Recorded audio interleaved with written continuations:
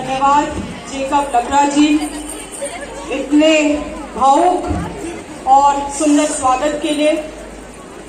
आज यहाँ पे tribal society Saint Xavier's College Ranchi के द्वारा आयोजित इस नृत्य प्रतियोगिता में हमारे बीच मंच में उपस्थित doctor father Nabol Lakra ji, vice principal St Xavier's College doctor father Arun Min ji, father Kennedy Soren, संरक्षक tribal society, father Raymond Kerketta, Ajay Ekka, जिला परिषद सिंडेगा, प्रताप मिंज, सर्कल ऑफिसर, जितने भी हमारे जजिंग टीम में मेंबर्स हैं, doctor Kishore Surin, doctor Kiran Kullu, doctor उपस्थित doctor Jacob Lakra, doctor Arun Tigga और उपस्थित यही यहाँ पे सभी जितने भी छात्र संघ के आए हुए छात्रागण हैं, उपस्थित जितने भी यहाँ पे हॉस्टल्स के जितने इंचार्ज हैं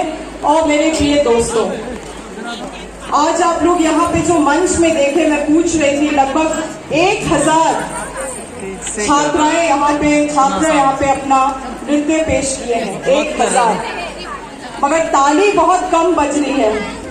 and I would like to give a benefit of doubt कि सभी के हाथ में छाता है, इसीलिए ताली नहीं बजा पा रहे हैं। ऐसा ही है क्या? जी मैम, थोड़ा सा जोर से ताली बजा देंगे हम अपने जितने भी होस्ट हैं, जितने भी डांसर्स हैं, उनके लिए प्लीज। ताली से ही मनोबल बढ़ता है लोगों का। A little bit of support is helpful. Thank you. पिछले साल भी इस वक्त आप लोगों के बीच में मैं जुड़ी थी। कर्म पर्व के कुछ दिनों बाद इस प्रतियोगिता का आयोजन किया जाता है और आप लोग जैसे कि जानते हैं कि कर्म पर्व पूरे आदिवासी समाज का और झारखंड में विशेष रूप से और अन्य आसपास के राज्यों में भी सबसे पुराना पर्व है। इतने सालों से, इतने वर्षों से इस पर्व को हम मना रहे हैं और आज के समय में हम लोग देखते हैं बहुत ज्यादा यूथ फेस्टिवल्स होता है। यूथ फेस्टिवल्स होते हैं या नहीं? यूथ फेस्टिवल्स सुने होंगे आप लोग, कई लोग अटेंड भी किए होंगे। यूथ फेस्टिवल्स आज के समय में लोग इस कॉन्सेप्ट को जान रहे हैं, मगर बताइए हमारे जो पूर्वज थे वो किस समय से, किस युग से यूथ फेस्टिवल मना रहे थे। और आज जो हम लोग देख रहे हैं यहाँ पे, जो लड़कियां लड़के नाच रहे हैं, ये कर्म पर्व उसी का पर्व है, युवाओं का पर्व है, ये यूथ का पर्व है। आप जानते हैं कि कैसे कर्म पूजा से पहले 9 बीज को टोकरी में डाल के बीज का देखभाल किया जाता है युवतियों के द्वारा। भाई लोग जो होते हैं, लड़के होते हैं, जंगल जाते थे, जंगल से, पेड़ से जो भी जरूरत पड़ता था पूजा का सामग्री वो लेकर आते थे। रात दिन पूरे शाम से लेकर सुबह तक नृत्य करते थे, गान करते थे और फिर कर्म गाथा होता था, कर्म की कहानी सुनते थे। वास्तु रूप में क्या उसका कारण है, क्या मतलब है, उसके बारे में जानते थे और ये पर्व का समापन होता था। और हम आदिवासियों का हर एक चीज, हर एक पर्व, हमारा जीवन शैली, सभी चीज प्रकृति से जुड़ा हुआ है, एक एक चीज हमारा। और यही कारण है कि आज भी जब समय इतना बदल रहा है, जब ग्लोबल वार्मिंग जैसे चीजों के बारे में बात कर रहे हैं, हमारे पूर्वज तो पहले ही से समझ गए थे कि प्रकृति की सबसे बड़ा ताकत है। किसी भी जाति, किसी भी धर्म, किसी भी चीज से बड़ा अगर कोई है तो वो है नेचर, वो है प्रकृति। और इसीलिए हमारे पूर्वजों ने ऐसा व्यवस्था बनाया जिसमें हम लोग जंगल का भी पूजा करते हैं, उन जंगल में रहने वाले जीव जंतुओं का भी पूजा करते हैं, सोराई पर्व। हम खेती बाड़ी का भी पूजा करते हैं, चाहे वो करम हो या आपका सरुल हो। जितने भी चीज प्रकृति से जुड़े हुए हैं, उन्हीं सब चीजों से हम अपने ताकत, अपना सम्मान हम लोग पाते हैं। We derive our power from the nature। शायद इस चीज को बहुत लोग समझ नहीं पाते, और इसीलिए भी नहीं समझ पाते हैं क्योंकि जो हमारे पूर्वजों के द्वारा बनाया हुआ जो व्यवस्था था उसको लिखने के लिए, उसको प्रचार करने के लिए शायद हमारे बीच में शिक्षा की कमी थी। ये हजारों साल पुरानी बात है। Just because we were not very educated, we couldn't write Vedas, Upanishad, इसीलिए हमारा प्रचार नहीं हो पाया। मगर जो आज जिन चीजों को ऑर्गेनिक बोला जाता है, आज जिस जीवन शैली को कहा जाता है कि यही ट्रेडिशनल जीवन शैली है, इसी से आप स्वस्थ रहेंगे, इसी से आपका सेहत अच्छा रहेगा, इस सभी चीजों को तो हमारे ही पूर्वजों ने इस सिस्टम में लाया था, इस व्यवस्था में लाया था। और हमारा अगर आप नाच गान भी देखेंगे, हमारा व्यवस्था देखेंगे, अखड़ा का जो संस्कृति है उसमें कभी हम लोगों को अकेले आपने नहीं देखा। सब चीज हम लोग एक साथ करते हैं, सब नाच गान है, गीत है, बैठक है, सभा है, सब चीजों में हम लोगों का एक साथ किया जाता है। ये क्या दर्शाता है? दर्शाता है कि शुरू से हम लोग को एक्सिस्टेंस में विश्वास करते हैं, को एक्सिस्टेंस में, कि एक दूसरे के साथ हम लोग मेल प्रेम से कैसे रहे, सौ अस्तित्व, एक साथ को एक्सिस्टेंस में रहना। और इन तमाम चीजों को आज के कुछ जरूर ऐसे कुछ पॉलिटिकल पावर्स हैं जो आदिवासियों के, जो पूर्वजों के द्वारा बनाई गई संस्कृति है, सभ्यता है, उन तमाम चीजों को नहीं समझ पाते हैं। और जो अभी उनका तरीका है वो तमाम चीजों से हमें आंका जाता है। मगर मैं आपको बतलाना चाहूंगी कि जैसे मैंने कहा कि हमारा ही एक समाज था जहां पे कभी हम लोगों ने जातिवाद में, कास्टिज्म में हमारा कभी ध्यान नहीं रहा। हमारे व्यवस्था में सब जाति धर्म के लोग रहते थे, हमारे व्यवस्था में कभी स्वार्थ नहीं था। आज भी अगर आप बहुत रांची से हट के कुछ ऐसे गांव जाएंगे जहां कभी किसी का शादी हो रहा है, किसी के घर पे अगर कुछ कार्यक्रम है, तो लोग, समाज एकजुट होकर उनको मदद करता है। उनको कोई केटरिंग सर्विस या किसी फाइनेंसिंग का जरूरत नहीं पड़ता है। लोग एक दूसरे के लिए चंदा करते हैं, कुछ भी जो जुड़ा पाते हैं उससे वो कार्यक्रम करते हैं, उससे वो अपना, और कभी कभी इलाज भी उससे कराते हैं। तो हमारे समाज में कभी स्वार्थ नहीं था, कभी जातिवाद नहीं था। और यही सभी चीजें हैं जो आदिवासियों की खासियत है। आप इस चीजों को आदिवासियों ने पहले ही समझ लिया था कि the nature is the provider. हमारा जो अन्नदाता है, हमारा जो जीवन दाता है, वो हमारा प्रकृति ही है। इसीलिए आप देखेंगे कि शुरू से, जब से जन्म होता है तब से लेके अंत तक, जब बच्चा पैदा होता है और जब हमारा मृत्यु होता है और हम मिट्टी में मिल जाते हैं, तब तक हमारा एक जुड़ाव होता है प्रकृति से। मगर इन तमाम चीजों को शायद कहीं ना कहीं रिसर्चर्स जो होते हैं या जो लिखते हैं, उन्होंने कभी आके इन सभी चीजों के बारे में लिखा नहीं, प्रचार नहीं किया।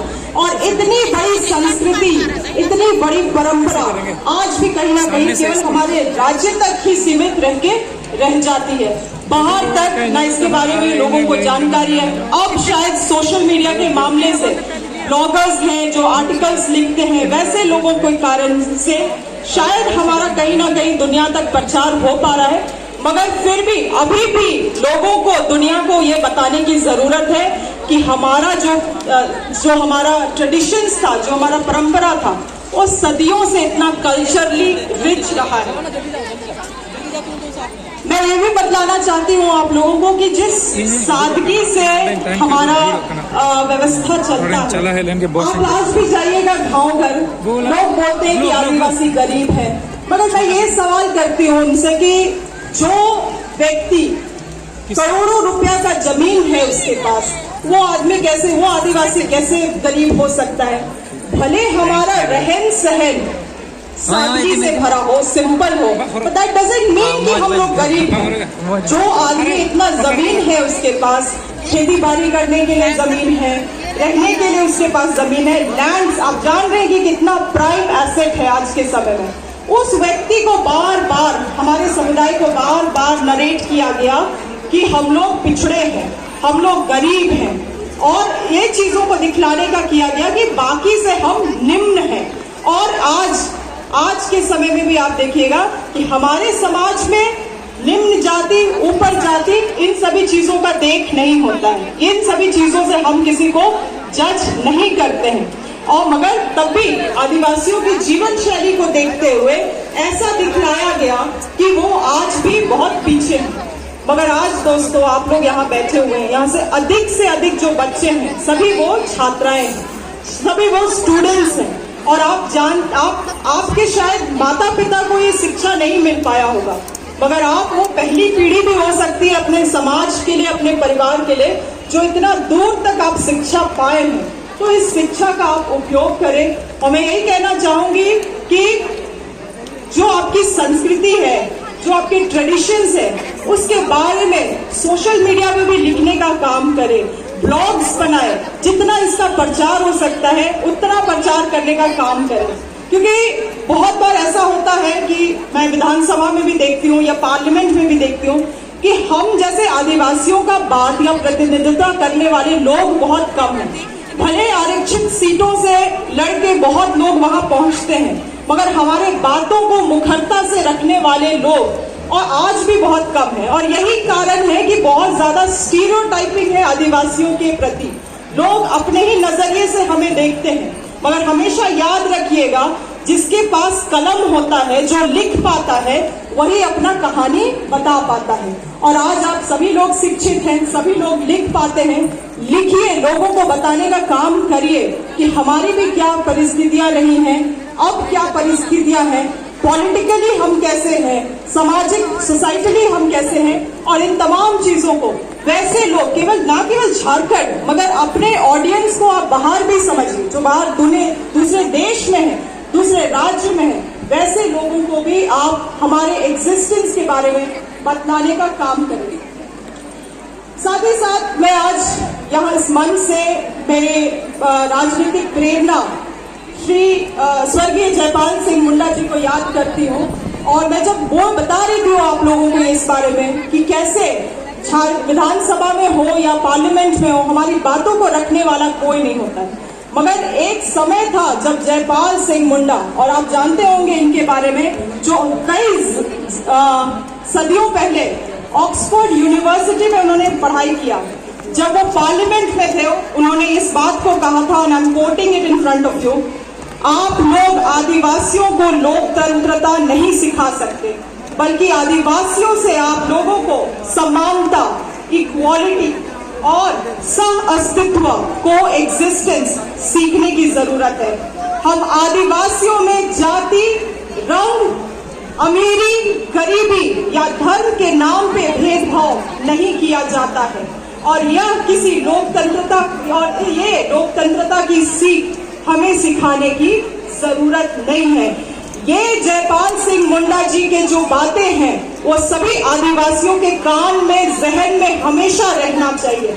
क्योंकि हम ही ऐसे एक समुदाय हैं जिसमें कभी भी कास्टिज्म नहीं था, कभी भी किसी को ऊपर नीचे, ऊंच नीच के रूप में नहीं दिखा गया है। मगर आज भी ऐसे पॉलिटिकल पावर्स हैं, राजनीतिक ताकतें हैं, जो ये समुदाय को समझती नहीं है और इसको कहीं ना कहीं धूमिल करने का काम कर रही है। इसीलिए आप लोगों से निवेदन है, इसीलिए शिक्षा भी काफी जरूरी है। तो मैं कह रही थी कि इसीलिए मैं कह रही हूं आप लोगों को कि इस चीज को हमेशा याद रखिएगा कि हमारा ही ऐसा समाज है जो बाकी सारे समुदाय से क्यों अलग है, और वो प्रिंसिपल्स, वो सिद्धांत को हमें कभी भूलना नहीं चाहिए। जयपाल सिंह मुंडा जी की बातों को जो मैंने कहा है, उनको हमेशा अपने जहन में रखें। ऐसे राजनीतिक ताकतें जो हमारे समाज को तोड़ती हैं, उनसे सामना करने के लिए आपका शिक्षित होना, और ना केवल वो किताबी वाला शिक्षा, मगर बौद्धिक रूप से आप लोगों को समझदार होने की जरूरत है। आप लोगों को समझने की जरूरत है कि कौन आपके समाज को तोड़ने का काम कर रहा है और कौन आपके समाज को जोड़ने का काम कर रहा है, और ऐसे ताकतों को सहराने का काम करे जो समाज को जोड़ता है। क्योंकि देखिए, नेता आता है, नेता जाता है, ये कोई बड़ी बात नहीं है। Leadership comes, leadership goes. मगर जो समाज को तोड़ के जाता है, वो जो क्रैक्स रहते हैं, वो जो दरार रहते हैं, वो सदियों सदियों और पीढ़ी पीढ़ी दर पीढ़ी चली जाती है। इसीलिए आप लोगों से मुझे ज्यादा अपेक्षाएं हैं, क्योंकि आप लोग पढ़े लिखे हैं, बौद्धिक ज्ञान है, सही और गलत में अंतर करना जानते हैं। इसीलिए इन तमाम चीजों को समझते हुए राजनीतिक रूप से भी सक्षम और समझदार और जागरूक होते रहिए और अपने समाज के लिए वोकल होइए। Be vocal for your people, चाहे वो सोशल मीडिया के मामले में हो, चाहे वो ग्रुप डिसीजंस के द्वारा हो। Be as vocal as you can be, because remember, जो मैंने कहा, ताकत और कहानी जो लिखता है उसी के जुबानी कहानी सुनाई जाती है। आप अपनी कहानी खुद लिखें, इसके लिए जरूरी है कि आप कलम उठाएं। धन्यवाद।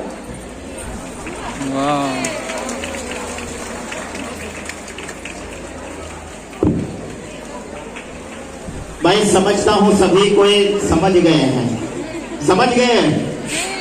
ताली कहाँ बजी? बहुत बहुत धन्यवाद। वाकई में हमारा आदिवासी समाज बहुत खूबसूरत है। हम किसी प्रकार का विभेद और मतभेद नहीं रखते हैं। हर परिस्थिति में हम अपने एकता का परिचय दिखाने में सफल रहे हैं। जरूरत है इस नई पीढ़ी को, जो हमारे पुरखों के द्वारा दी गई है, उस विरासत को आगे ले जाने की। इसी के साथ हम अपना सम्मान, प्रेम प्रकट करते हैं डॉक्टर फादर नवोद लकड़ा, प्रिंसिपल सेंट जेवियर्स कॉलेज के द्वारा एक मेमेंटो और सम्मान स्वरूप गमछा देकर। और हम सभी का काम है जोरदार तालियां बजाना। हम सभी को मोटिवेट, प्रेरित करने के लिए माइक को बहुत बहुत धन्यवाद। निश्चित तौर पर ऐसे ही हमें बनने की जरूरत है। यदि हम नहीं लिखते हैं अपने बारे, तो आने वाले समय में हमारा कोई अस्तित्व नहीं रहने वाला है। हमें प्रेरित होकर बहुत सारे क्षेत्रों में अपनी कहानी खुद लिखने की जरूरत है, बनाने की जरूरत है और अपनी आवाज मुखर होकर आगे ले जाने की जरूरत है। इस नई पीढ़ी को इस चेतना में लेकर आगे बढ़ने की आवश्यकता है। नई पीढ़ी बहुत सारी चीजों को सीख रही है, जान रही है। आप जैसे प्रेरणादायक व्यक्तित्व की बातों से हम निश्चित तौर पर नई ऊर्जा के साथ भरेंगे और आगे नए तरीके से काम करने के लिए सीखेंगे। बहुत बहुत धन्यवाद Saint Xavier's College Ranchi tribal society की ओर से मैम। और इस बार भी आपने कहा कि पिछले बार भी आपका आगमन हुआ था। हम तो कहते हैं युगानुयुग तक आपका आगमन होता रहे। बहुत बहुत धन्यवाद। और बीच में थोड़ा सा एक आग्रह है। देखिए, पायल जो है पैरों में पहनी जाती है, लेकिन उसकी कीमत बहुत ज्यादा है। और बिंदी जो है माथे पर पहनी जाती है, लेकिन उसकी कीमत कम है। व्यक्ति की पहचान कर्म से ही होता है। इसीलिए बीच में जब सुनने लायक बातें हैं, उस समय थोड़ा सा विनम्रता के साथ सुने। और ज्यादा उतावला होगा तो 3 बजे के बाद हम लोग समय देंगे। आपके अंदर का उत्साह और उल्लास परवान चढ़ेगा। धन्यवाद। इस बात का ख्याल रखा जाए।